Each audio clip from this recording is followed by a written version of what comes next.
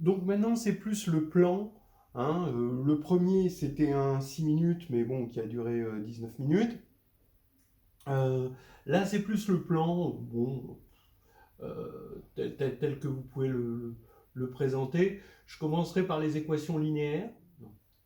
Autant le 20 minutes, parler qui devrait être un 6 minutes, parler des outils, hein, autant le plan peut parler des résultats, en commençant par équation linéaire, puis ensuite équation quadratique, et puis ensuite justement le thème groupe et géométrie qui est quand même assez sympathique à développer. Alors, équation linéaire grand 1.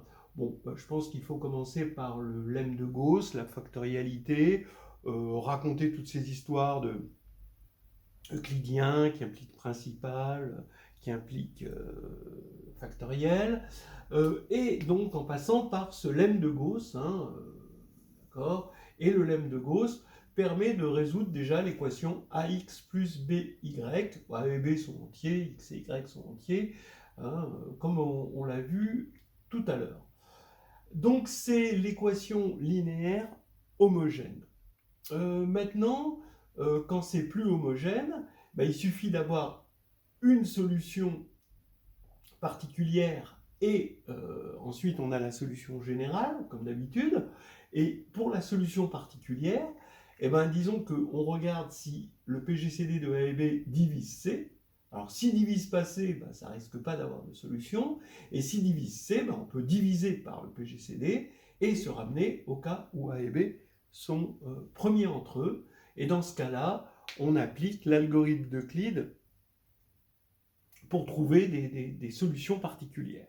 Donc ça, c'est pas difficile, donc c'est l'algorithme d'Euclide. Alors d'ailleurs, on m'a signalé un petit exercice assez rigolo, je ne peux pas m'empêcher de vous le raconter là, c'est de faire remonter Bezout au niveau matriciel. Faut trouver, l'exercice est de trouver deux matrices, alors on a grand A, grand B, deux matrices de Z, dont les déterminants sont premiers entre eux. D'accord ? Et il faut trouver deux matrices U et V telles que UA plus VB égale IN. C'est vraiment un petit plaisir, une petite découverte. Bon, regardez, allez, on prend U et V, petit u et petit v des entiers tels que U det de A plus V det de B égale 1, ce qui est assuré par l'algorithme d'Euclide, et vous posez grand U égale petit u transposé de la comatrice de A, et V, petit v transposé de la comatrice de B. Et vous vérifiez que ça marche, hein, évidemment, hein, ça va marcher parce que transposer de la comatrice de A fois A, c'est le déterminant de A fois l'identité. Donc vous pouvez mettre l'identité en facteur et vous allez avoir 1 fois l'identité. Et voilà. Oh, c'est rigolo. Bon, ok. Alors maintenant, plus sérieux. On est toujours dans le linéaire, AX égale B. Oui, le système. Alors on va prendre A, par exemple, une matrice NN, un coefficient dans Z, et B, une matrice colonne, un coefficient dans Z, et il faut trouver l'ensemble des x entiers tels que x égale B. Rien de mieux que de faire... on a envie de faire du pivot de Gauss, mais le pivot de Gauss, c'est purement dans les corps. Il faut adapter le pivot de Gauss aux anneaux. Et là, alors c'est un peu difficile. Hein, là, on est dans du 3 étoiles, hein, d'accord. C'est la théorie des facteurs invariants. C'est-à-dire que avec l'algorithme d'Euclide, on arrive à remplacer le pivot de Gauss, hein, par de la diagonalisation comme ça, hein, mais attention, on P ici et ici, donc c'est vraiment du pivot de Gauss, mais avec des divisions euclidiennes de Z. D'accord ? Alors ça, je vous le dis, c'est expliqué, donc on l'explique, on essaie de l'expliquer dans H2G2, le tome 2 de 2015, pages 100 et 101. Si vous voulez des explications qui vont plus loin, il faut regarder dans le Rissler et Boyer. Voilà. Et en fait, qu'est-ce qui se passe ? Au lieu d'avoir le théorème du rang avec que des 1, vous avez dans Z des facteurs invariants avec D1 jusqu'à DR. D'accord ?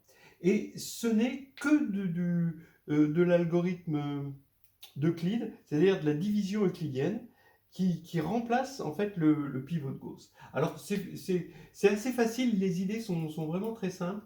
Je vous suggère de regarder ça, parce que c'est assez lumineux, hein. C'est juste de remplacer l'algorithme du pivot par un algorithme plus entier et qui utilise la division euclidienne. Voilà. Et une fois qu'on a diagonalisé, entre guillemets, alors donc on arrive à diagonaliser, on a même une unicité des DI qu'on appelle les facteurs invariants si on impose que DI plus 1 divise DI. Bon, voilà, ici, bon. Et on tombe ensuite, en multipliant, en faisant un changement de variable et en multipliant par P-1 à gauche, et ben on va tomber sur quoi? Sur des équations toutes simples, hein, de ce type-là, de divisibilité, hein, juste de divisibilité par DI. Voilà. Bon, alors, entre parenthèses, ces histoires de facteurs invariants, ces mêmes techniques sur Z, si vous les appliquez à K de X, vous obtenez ce qu'on appelle les invariants de similitude. Hein, voilà. D'une matrice, carrée, à coefficient dans un corps K. Donc des choses qui permettent de dire si deux matrices sont semblables ou pas. Voilà. Alors ensuite, toujours dans les problèmes d'équations linéaires, le dénombrement, hein, vous regardez l'ensemble des SUplets XI tels que somme des AI XI est égale à un certain n, mais on impose que les xi sont des entiers, cette fois-ci naturels, pour qu'il y en ait un nombre fini. D'accord ? Tout ça, on va prendre des choses naturelles. Tout ça, c'est positif. Hein, on va supposer que tout est positif. Les AI sont des entiers positifs, n entiers positifs. Donc, on va appeler U indice n le nombre de solutions. À partir du moment où tout est positif, évidemment, c'est fini. Hein, c'est dans une sphère. Et c'est des points entiers d'une sphère, donc c'est fini. Et donc, on regarde la série génératrice. Donc, c'est la technique des séries génératrices. F de z égale somme de n supérieur à 0 de un zn. Et c'est facile de voir que f de z, c'est le produit des 1 sur 1 moins z puissance ai. Pourquoi? Parce que 1 sur 1 moins za, et ben c'est 1 plus za plus z2a plus etc. plus zka.